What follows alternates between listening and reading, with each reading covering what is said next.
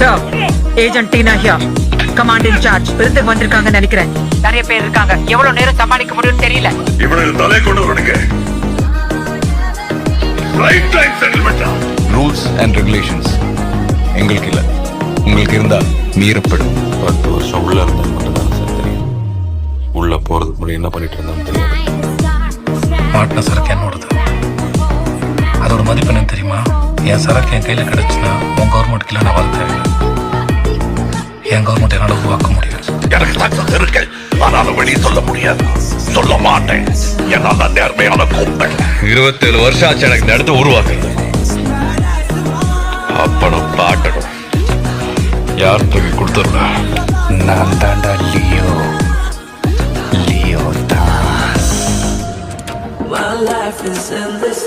ஆரம்பிக்கலாங்களா? பார்த்திபனா இருந்தா 4 பேர் போதும். ஆனா அதுவே லியோவா இருந்தா நம்ம மொத்த ஊரே போனாலும் பத்தாது. சென்னையில எவ்வளவு பெரிய லாட் நம்ம கையை விட்டு போனதுக்கு காரணம் அமர்னு ஒருத்தர். ஆளோட பேக்ரவுண்ட் மிலிட்டரி.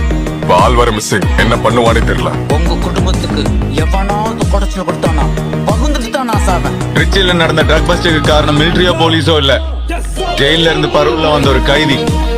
அவன் பேரு டில்லி. ஒரு நாள் கதை கேட்டிருக்கேன், வேண்டிக்கிறேன். முழு கதை கேட்டேன், செத்துவேன் பாரு.